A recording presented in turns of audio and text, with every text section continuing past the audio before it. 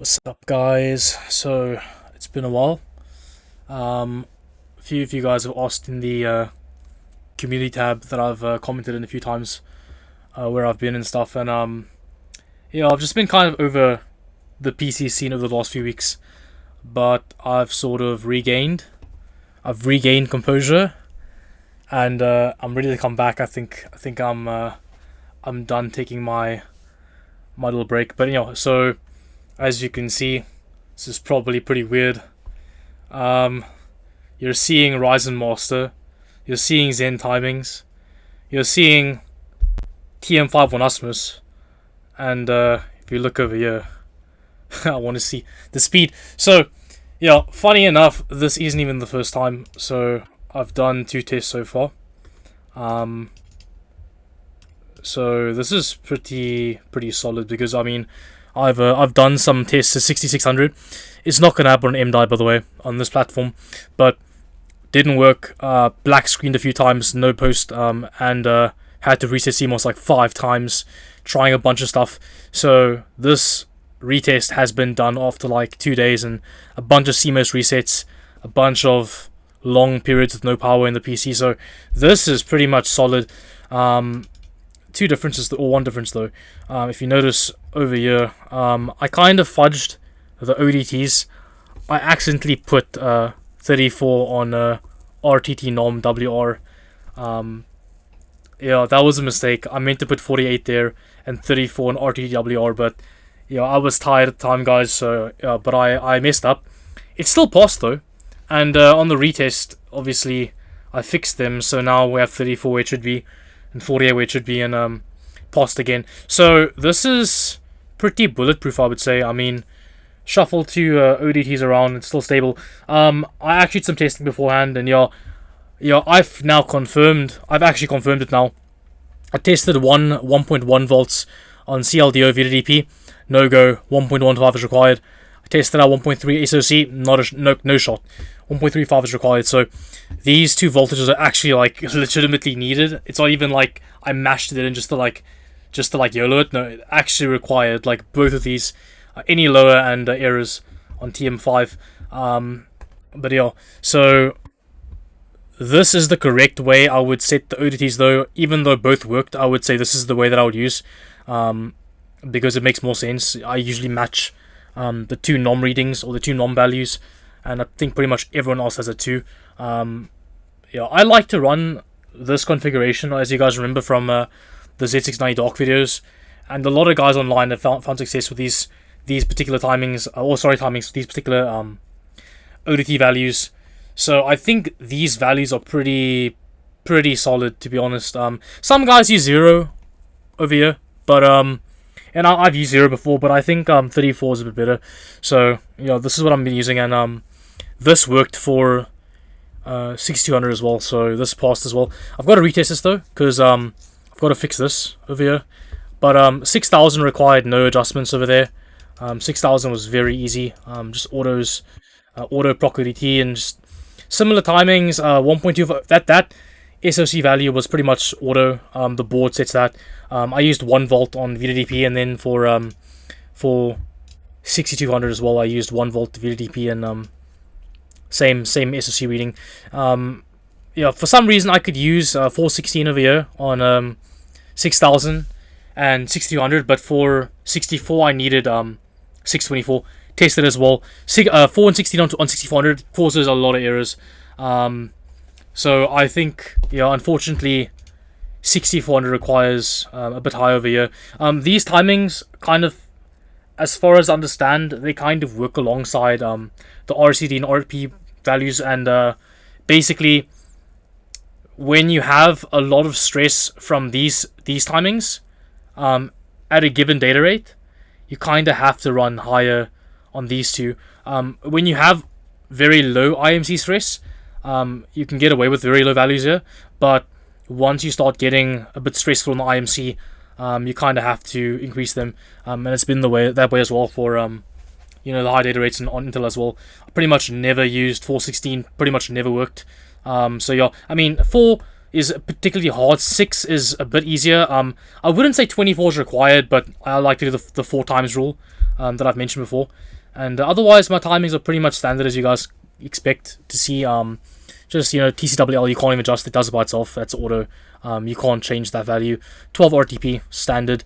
TWR 48 standard. Also the lowest for Ryzen. You can't go lower than this. T432, TRDS and L8 standard timings. Pretty much very normal. TRC is TRP and TRAS, and TRAS is TRCD plus TRTP, and that's about it. SEL's 8's just much easier than 4's. I'm not going to try 4. Don't feel like doing that, to be honest. TWRD 8, I don't know. I think less works, but I don't really want to try either. Been using 8 and 18 on all these profiles. But yeah. So otherwise, I use a 1.5 ratio over here. I use 1 to 1 to 1.5 for FCLK on 6400 and 6200. So yeah, it's 2066. That's 1.5 again, and then for 6000, just 2000. And that's auto as well. So I think AMD's preferred ratio is 1 to 1.5 now. Yeah, so that's pretty much that. Oh, this is the weird part. This is MDI, by the way. This gets MDI. Now, I'm sure you'll notice the TRFC latency is quite high, and TRFC itself is quite high at 6400. This is where it gets weird. I found that. So let me go to OCN real quick. I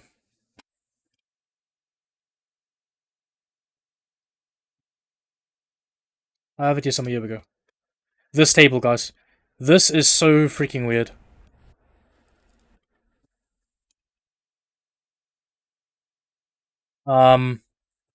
Notice how on Zen 4, the lowest TRFC latency comes from ADI. Look.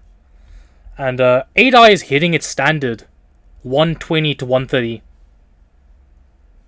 Where actually on Intel you can do 115-ish on some good kits. So Intel you can do somewhere over here, like in the middle between these two. 120 is something a lot of guys use, but yeah, 120 is fine. But yeah, pretty much 120 you can do with ADI on Zen. A lot of guys use 130 because some kits can't even do 120. So ADI itself does perform slightly slower than on Intel, which is weird. But here's the kicker: MDI is significantly slower than on Intel. MDI used to be the TRFC champion. It used to be like the latency king. Like MDI could run 95 to 100 nanoseconds of TRFC pretty much across the board. Like, no matter how bad your kit. Like, pretty much 100 nanoseconds was, like, in the bag. Doesn't matter how crap your kit. 95 was, like, if you had a really good kit with, like, very good cooling. And, more than 100 would be, like, some really bad, warm configurations. And some, like, really bad kits and really weak IMCs. But most of the time, it was, like, 100 was standard. And, it's so weird how now MDI is so slow on Zen 4. You literally have to do around 160. 150 straight does not boot, depending on your voltages and stuff. You can sometimes do like 155, but that sometimes is like on the borderline where it's like it boots, but it doesn't really run stable. 160 seems to be like the sweet spot, so to speak.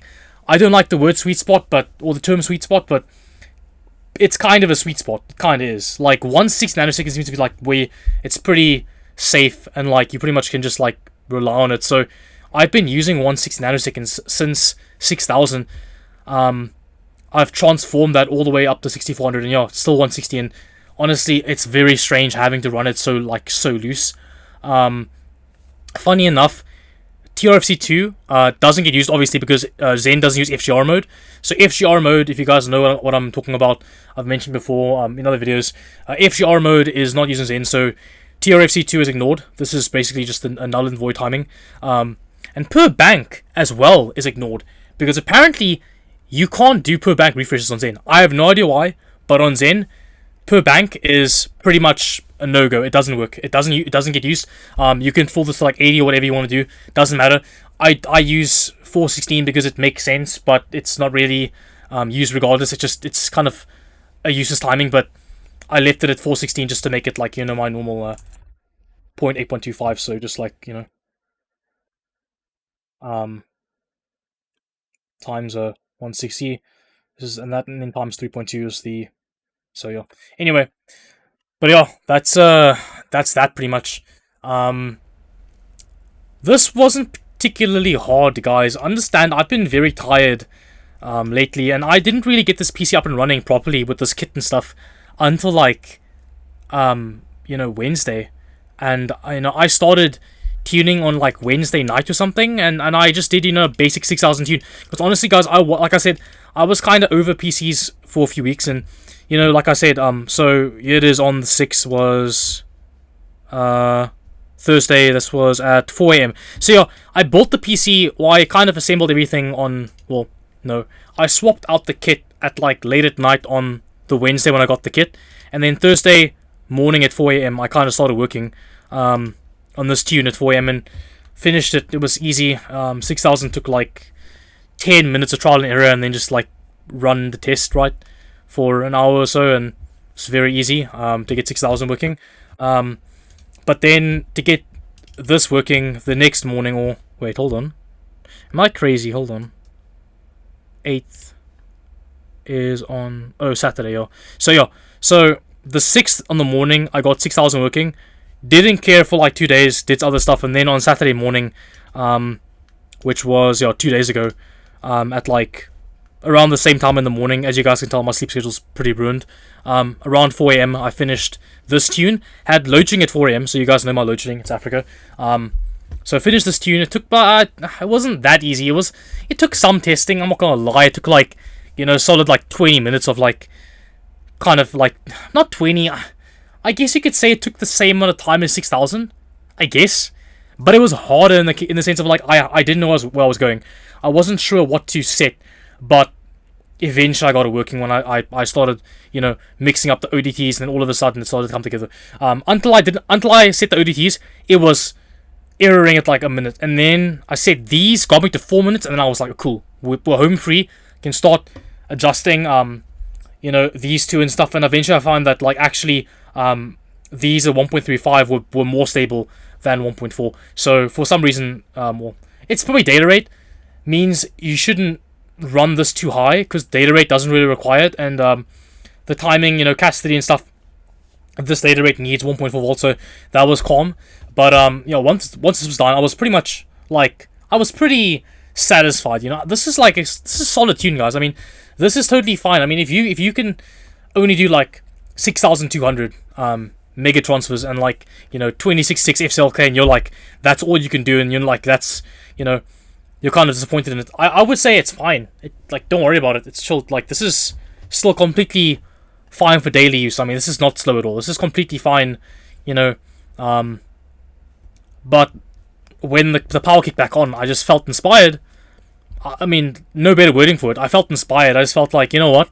What are the odds I can get 6,400 working? And I was like, okay, just give it a shot. And somehow, man, like, lo and behold, 7:55. So I finished this tune early in the morning.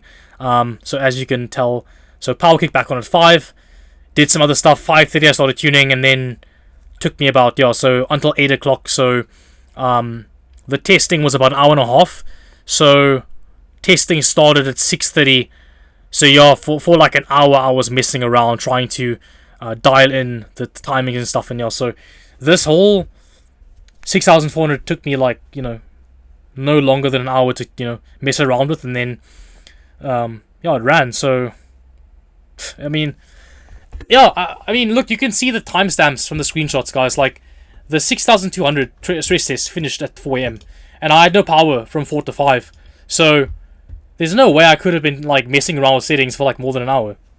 Like, because I mean, I didn't get on my computer like directly after power came back on. I was doing all this stuff. So it's crazy. I mean, it didn't take very long. It just wasn't particularly hard. I mean, it was not easy, but it wasn't like really like difficult, like where it's like you have no idea what to do and you're just like getting frustrated. It was it was medium difficult, but it wasn't like undoable. Like some people online make it seem like 6,400 is like some like mind-blowingly difficult, like impossible task, some like crazy mountain to climb, and like, oh dude, it's not stable, like you're never gonna reboot and test it again, it's just not gonna run again, there's no way. I mean, it totally just didn't run again. Like, I mean, like it's like, I don't know, man. maybe I'm being facetious because it might just be that the sample I purchased from the seller, I bought it used, my board and my CPU. It's like, oh, dude, you just got like an insanely good CPU sample, a good IMC, and like a really good PCB sample, and like a really good channel A sample, and you just running 6400 MDI, and you're like bragging, but actually it's because I got really lucky. And you know what? You might be completely right because this combo apparently the guy that sold me this combo, he was running 5,600 megatransfers with Micron. I mean, that's pretty much. I mean, like, dude, 5,600 with Micron. That's pretty impressive, dude. Because Micron does not usually run 5,600, dude. So yeah, I guess this IMC is incredible. I mean, I guess it is. Suppose so.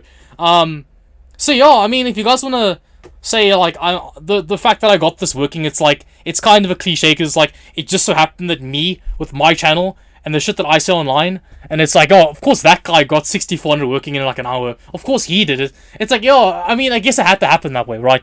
It's kind of just like it had to be a solid meme that I managed to do this. But yeah, so it just is what it is. Like I got lucky, good sample, and yeah. But you know what? I guess I'm not gonna pretend like every single person, every dude that buys Ryzen is gonna get 6400 like no problem. Probably not, but I would say it's not terribly like impossible. I would say as long as you have a fairly competent board and like a fairly competent IMC and not terrible ICs, I guess it's not like that hard. Friend JD, who comments a lot on the channel and also is on my Discord, good friend of mine. The A die kit that I sold him a while back, not been doing so well on the Tachyon. The Tachyon for some reason does good with M die, so we might actually trade, and I'm hoping that if we do trade and I can test A die on this setup, I'm hoping that I can get like 6600 working, because dude, just imagine how absurd it would be if after like a year of using Intel DDR5, I come to AMD for like 2 weeks and like I've got 6600 working like no problem on a budget motherboard, like a literal budget board, dude. Like that would be crazy. I mean, that would be insane. I look, it's not gonna be like that much faster. I mean, I'm not even gonna do like a crazy low cast. I'm probably gonna try like C34 because I know A-Die can do 6600 C34 and like maybe 32 even, depending how I forgot how good the sticks were. I mean, those sticks could do 7400 C34 at 1.5 volts, so that means they should be able to do 7000 C34 at around 1.4 volts. No, that's wrong. They were doing 7200 C34 at 1.35 volts. So actually, dude, 6800 or 66 and 6800 both should work with fairly low CAS, even below 1.4 volts. If you guys notice, I'm using 1.4 volts. Now, why is that? It's because, as you guys know, I don't like to run the drive voltage or the DDR rail voltage, which is this one over here. Same thing as VDD on Intel. I don't like to run this too far away from VDD and VDDQ, and that's because I found over time that generally when this rail is too low or too far below your DRAM voltage rails, you get a lot of weirdness, a lot of issues with write contra, and just I don't like running it super low. I know some people like running it super low. I have no idea why. The CPUs are completely happy up to like 1.6, having that voltage fit into the 5s. They're completely fine up to like 1.6, but for some reason guys like running this as low as possible. I have no idea why that is. I don't know, but I will probably stick to 1.4 volts. A few reasons. One is because with Ryzen, when you use the motherboard vendors above 1.435 volt PMIC mode, it balks these voltages. It makes this voltage like super weird. This one's super weird. This one's super weird, and it makes like on HW info. This will read like 2 volts. It's very buggy. So I prefer to just stick to 1.4 volts. It's a good number, man. It's like nice and cold. Because as you guys can see, even at 1.4 volts. Well, you can't see it here, but you can see it here. 49 degrees, man. I'm telling you right now. 1T on Ryzen and the 3200 MHz IMC, like, so many instructions are being fired that the sticks get, like, way warmer than on Intel. I'm telling you right now. Like, this kind of configuration with my ambient should have been running at like 40 degrees. But no. With Ryzen, with the amount of commands per second, Intel at half IMC rate, this would be like 1600 megahertz in Intel, and then 2T as well. That's Intel, and that compared to this, you kind of warm the sticks up like significantly more than Intel. So yeah, I would say on Ryzen, man, I don't know. I think 1.4 volts makes more sense. I personally don't see any reason to drop this cast to like 26. It's not worth the voltage, honestly, in my opinion. I'd probably say, like, if you can get a die and do like 6600, like C32 or whatever at 1.4 volts, do that, brother. I don't think that running 1.45 volts is worth it, really. When you can run, high data rates at like low voltage and just have CAS a bit higher, makes more sense to me. But yeah, so otherwise, I'll bring you guys some ADA results in a few days, or maybe a week or so. And also, one more thing, I tested out manual tuning on the CPU, and to get a heavy workload like Y-Crunch SFT running with manual voltage, dude, you need, like, you can only run SFT with the AIO at like 1.2 to 1.25 load volts. That's max, and that's only good for like 5.0 to 5.1 gigahertz.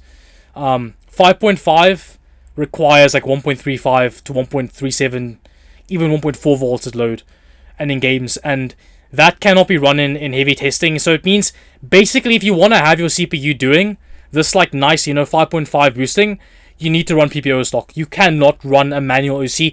You would need to use so much voltage to pass a heavy stress test at your like 5.5, 5.6 gigahertz. You would never pass SFT at usable voltage like 1.2 volts. You could never run SFT at 1.2 load volts at like 5.6 on like an average sample. I just don't think it's possible. At least on my sample, no way. Like, literally, I couldn't even start testing. And once I ran PPO in SFT to see what was happening, it was running at like 5 to 4.9 gigahertz on the worst CCD. Like, literally, one CCD was running, like this one was like 4.9 something, 4.925 gigahertz. This one was like 5 to like 5.025. So basically, like, Y-Crunch SFT is the gold standard, and you should run if you can.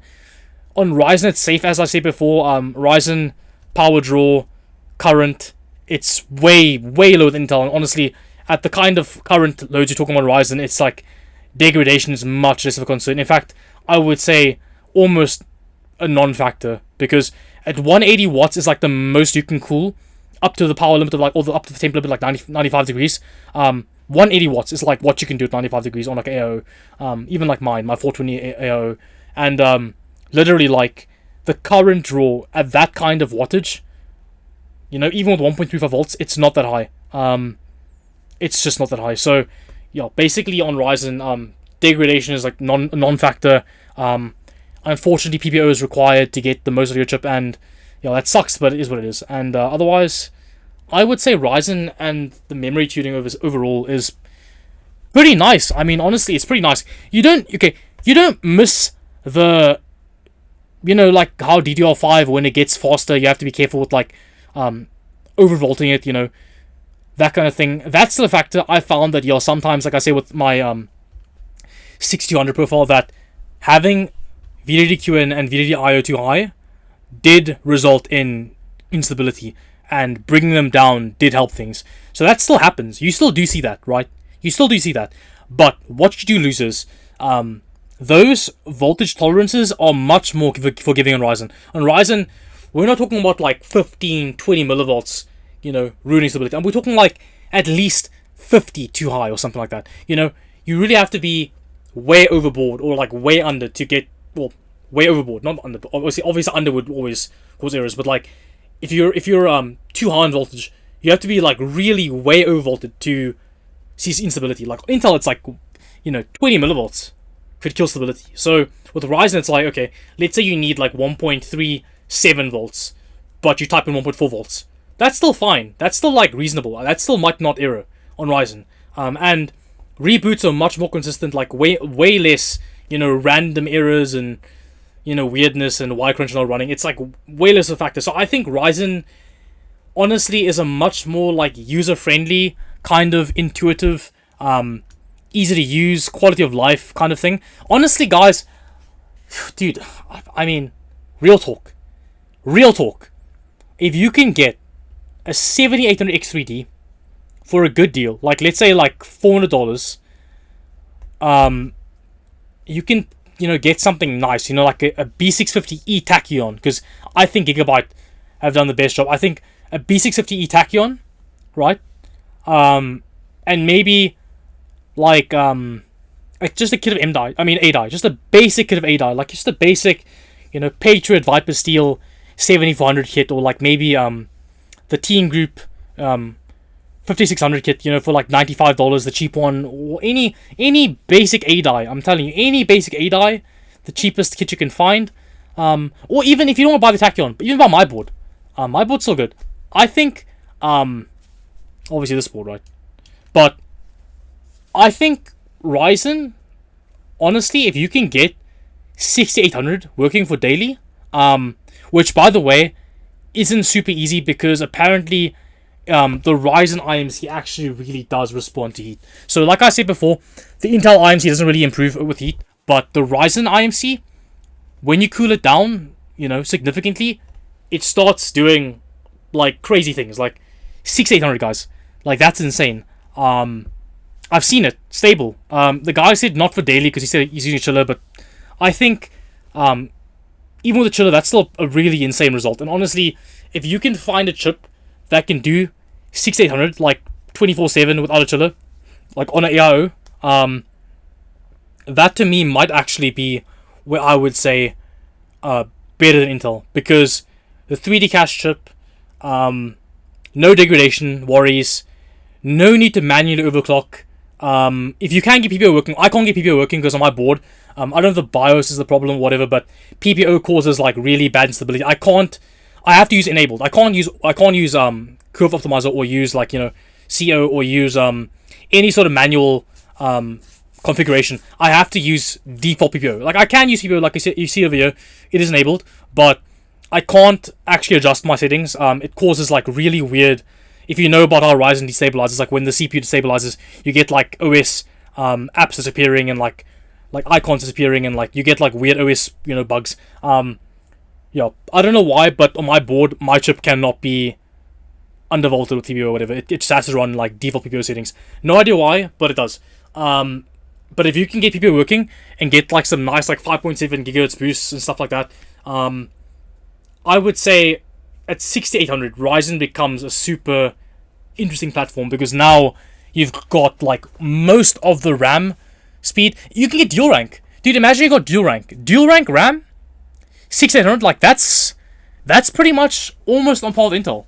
That's like very close, guys. Not an Apex, of course. The Apex is like what, 7400 with dual rank, but most boards like 6800, like that's a good result. So I would say dual rank 6800 on Ryzen would probably be like, if you could do it, Intel is like kind of no longer, it doesn't really win at all. Like I kind of, not really, like that point it's pretty much a wash. That's it. However, I will say the pricing on Ryzen, and the fact that you get more cores for less money on the i7, much better like multi performance, like that is a factor. So I don't know, like it's hard to choose. If Ryzen 3D chips ever drop to like below Intel chips at the same SKUs, so like Ryzen 7 versus i7, and like the 16 cores, the 16 core versus the i9.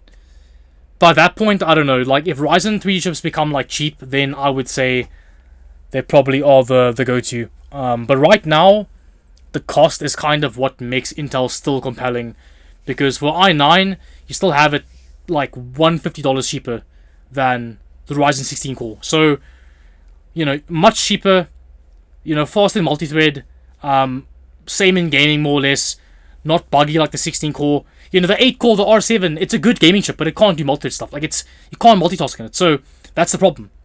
But otherwise, guys, I would say Ryzen, when you get the memory speed up, and if you can, and if you can get the clocks, like, dialed in with PBO, if you can do curve optimizer, then yeah, I would say Ryzen is pretty interesting. I think, and also like Intel, for some reason, I don't know why, riser cables, guys. Riser cables for some reason have like this weird thing where on a lot of systems, riser cables cause like PCIe bus errors. I have no idea why.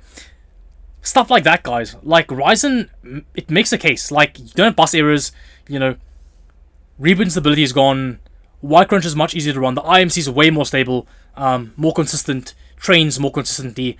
Low power draw, no degradation. Like, so many factors, man. I don't know, like, Ryzen is interesting, but I would still say Intel is better value for money, because just plain and simple, you get more cores for the same or less money, and like very similar gaming performance to 3D chips. So I just don't see a reason why Intel is like, out of the running. I would say Intel is still a really good option, because value for money, like, that's why. And I mean, my board, best Ryzen value board, or like probably the B650 version of it, but this board, the B650 version, best value Ryzen boards, Intel Z790, same SKU, Euros Elite, same board. Best value, you're buying the same A-die kits, both platforms, the cheapest A-die for both. So I mean, that's a wash. So the A-die is A-die, both platforms, same kits, whatever. Motherboard cost about the same. So literally, motherboard cost the same for the best bang for buck board, which is the Euros Elite on both platforms. A-die versus A-die. So what then? It's just the CPUs. So we're talking R7 versus i7. Like I said, i7 is cheaper, but more cores, slightly worse in gaming.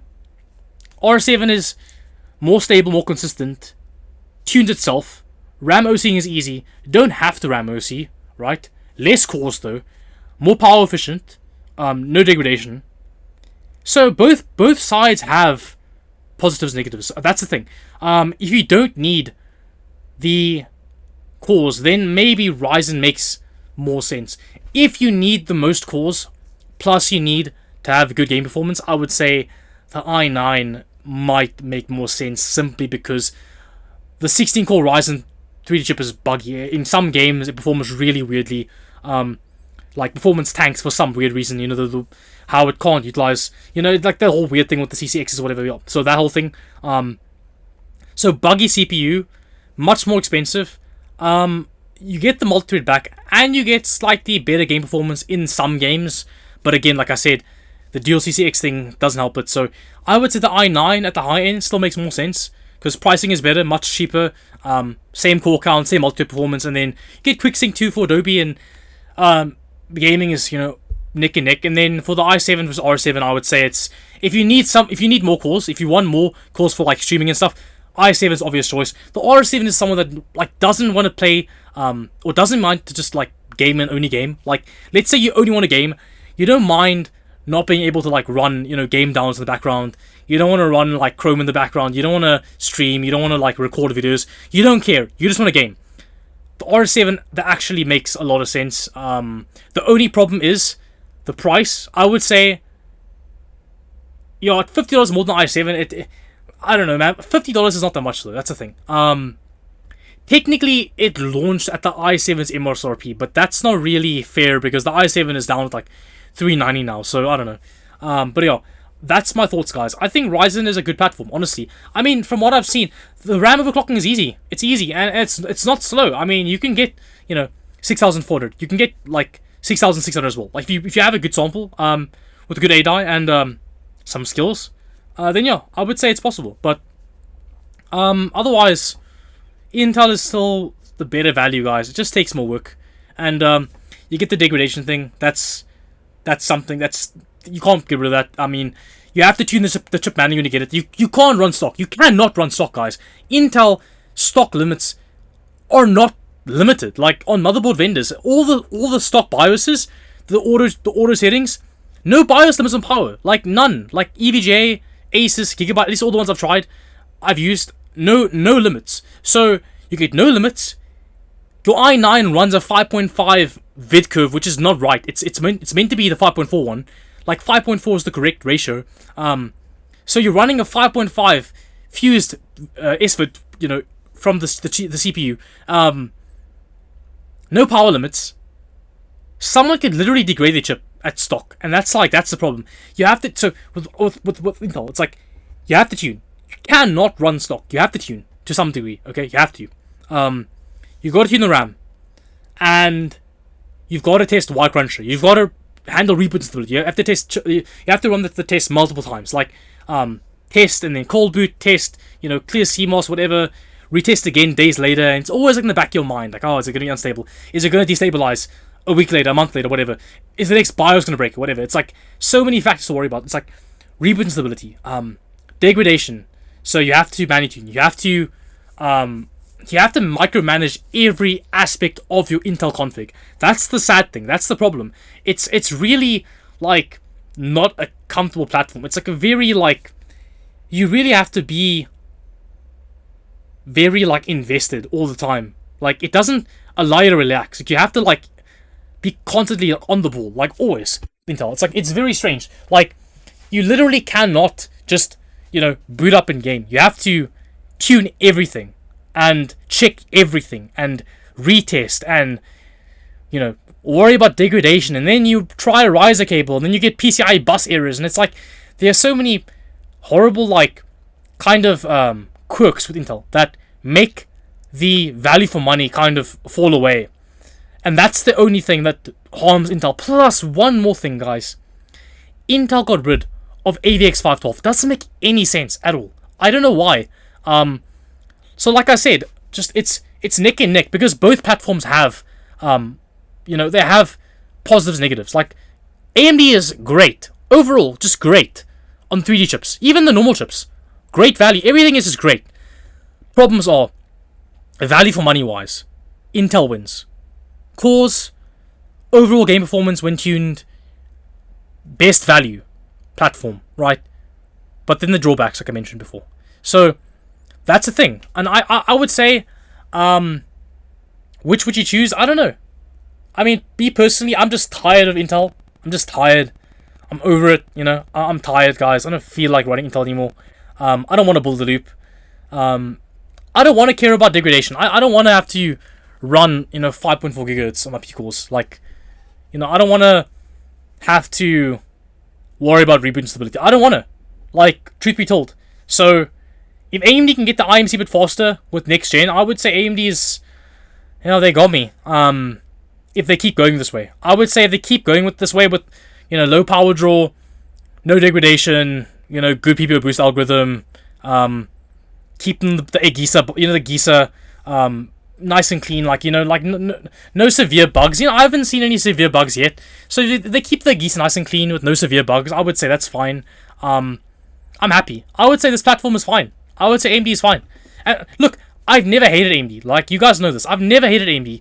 My thing has always been that AMD fanboys, I don't want to use that term, but it's true, fanboys, that's what they are. AMD fanboys can't consider both sides and kind of look at things from a broader perspective. It's always like, always focus on the dumb shit, man. Like, oh, Intel, you can't run more than 7,000. It's like, no, you're wrong.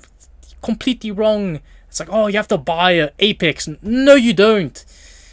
But then Intel is like, oh, well, AMD is buggy and then the 1% lows. And it's like, no, you can game on it. The game is fine. You can't feel the 1% lows. You can't feel the dips. It just feels like a normal gaming experience. Look, I mean, I don't know, dude. Like I said, guys, this scene is getting pretty damn annoying because, I don't know. It's just shit, man. But yeah, so I hope you guys enjoyed this video. Hope you guys are impressed with my ability to tune AMD RAM. AMD RAM. Tune RAM on AMD. Yeah, look, I don't know AMD. All the people that thought I was an AMD or Intel fanboy, and like that I would never test AMD. Well, here you go. Here you go. Here it is, AMD. Like, I can tune AMD too. Like, it's no problem. And I have no problem with AMD, and I think it's a good platform. Like, I'm happy. I'm not gonna move to Intel anytime soon. Intel, come see me when you fix your IMC reboot instability. That's what I don't like. I don't like the reboot instability. I don't like it. That's one quirk I don't like. Fix your 1T shit, because that's annoying too. I don't like the fact that we can't run 1T. It's annoying. So fix those two things. Fix your PCI bus errors, because for fuck's sake, I want to run a riser cable. Like, I've got a P5. I don't want to run the card in the board and then have to use a GPU bracket because my fucking, GPU PCB is going to crack at the bottom, like, because of the sag. Like, I don't want to have to do that. Like, I like running my card vertically. It's efficient. It works. I mean, and my case has a design for it. So it's like, why can't I just plug a fucking riser in? Like, why do I have to run the card in the motherboard? Like, why do I get PCI bus errors? It's not just me as well. Like, why is that a thing? Like, how did that get overlooked? Like, fix that. That's stupid. Like, something so simple as, like, a GPU riser cable observing so many issues with so many systems. Like, online, like, a lot of guys speak about it. And it's like, it's not just me. So it's like, it's such a stupid quirk. Like, how couldn't they address it? Like, how couldn't they recognize that maybe however they do PCI on the platform, it can cause bus errors because of, like, some signal interference type thing or whatever is happening. Stupid oversight, Intel. Like, really stupid. That's one of the reasons I sold my Intel stuff. I'm not even kidding. One of the reasons I sold my Intel platform was because the riser cable not working actually bothered me. I was like, this is absurd. I'm like, I really do not want to, sell the riser cable and, like, forego it, because I prefer to run the PC and have it looking the way it does, because this is how it looks, optimally. This is how it's meant to be used. I like it. Like, I want to use the case this way. I don't want to have to run the card in the motherboard. I don't want to do that. Like, so why can't I? It's a stupid oversight. So it might sound ludicrous, guys, but literally, like, the riser cable thing really bothered me. And then, like I said, the retrain thing, it's annoying. I can get around it. I know how to fix it and stuff, but it's annoying. It is annoying. It's really bothersome, because also it gets in your mind too. If you're someone that gets, like, anxious about stuff, having to constantly, like, consider, like, what if your RAM destabilized on this day, like, and it makes you want to go back and retest and retest and retest, and it's like, you never game because you're so, like, kind of, like, stressed about it. So that it's a thing. It's true. It's a thing. I wouldn't say it breaks the platform. Like, it doesn't ruin the platform, but it is annoying, and Intel have got to kind of figure that out, because I don't know why that's happening. And also, just another thing is the degradation thing. Is like two things. Either, make the node more resilient, first thing, or simply make sure board vendors are enforcing limits. If your chips are so degradation prone, then for goodness sake, have your board vendors enforce Intel limits at stock. Like, and something like the i9, like, really, Intel, how on earth are they allowing board vendors to use the old 5.5 gigahertz P-core turbo? Like, how can they? Like, that's insane to me. Like, how on earth has the chip been respec'd to 5.4? But some of the board vendors like, nope, no thank you, not gonna obey that. And Intel, like, no problem, go for it. Like, sure, cool. Like, how can Intel, like, completely just, forego the responsibility of, like, making sure vendors are, like, enforcing their limits and, like, enforcing the correct clock speed ratios and stuff, and, like, explain to them, hey, if you do this could happen. Like, make sure you do this because of this, whatever. They don't do that. It's silly. It's ridiculous. Otherwise, I mean, Intel, I don't have a problem with Intel. I think Intel's fine, but like I said, I have enjoyed my time on AMD for the last few days. I've actually enjoyed the platform. It's a lot more comfortable to run, and honestly, I might stick to AMD until Intel address the gripes I have. AMD right now, I actually have no gripes with besides their pricing, because the pricing is stupid. You cannot have an 8-core chip in 2023 that barely nudges an i7 that's literally cheaper than it, with more cores, and it gets bodied in every single multi-thread application. It's like, you cannot sell that thing at 450. There's no way. It's crazy. Like, and then also the 16 core and the 12 core. How on earth can you release multiple CCX chips with 3D cache? Last gen you didn't do it. This gen you figured out a way to do it, and it's like, okay, put cache on one CCX, and then have Windows make sure the game runs on the right one. It's like, really? Like, come on. Like, really now? Like, are you serious? Like, you didn't figure that would, like, present some sort of compatibility problem in future? Like, that's crazy. Honestly, they should have just run launched the i7, like R7. The R7 should have been the chip this year. Again, I don't think they should have launched the R9s. I think the R7 should have been the chip again. I mean, it's clear now that there was some sort of issue that they found out last gen, and that's why the R9s never came out on 5000 series. They should have done the same thing this time. They should have launched the R7 and just the R7. There's no reason for the R9s. Like, just screw it. They don't work properly. So yeah, that's about it. Otherwise, yeah, I mean, if you want to buy Zen, that's that. I mean, good platform, just overpriced chips. That's it. Otherwise, yeah, guys, I would say I'm happy with Zen, and I'll probably bring a lot more Zen videos in the future. Obviously, I'm gonna assume that some people are gonna not be so happy with it, because I think a lot of my viewer base are Intel users, but you know, that's kind of the thing. I might go back to Intel, like, you know, not so long from now, but I don't know. We'll see. Just depends. If Intel just, you know, if Raptor Lake Refresh is some like miracle platform with like no reboot problems and like crazy data rates and like, you know, just stupid resilience, you know, like no degradation type thing, and then sure. But till that happens, I'm probably not leaving AMD for now. And you know, that's about that. So yeah, guys, hope you enjoyed this long video. And until the next one, probably like a few days from now. But yeah.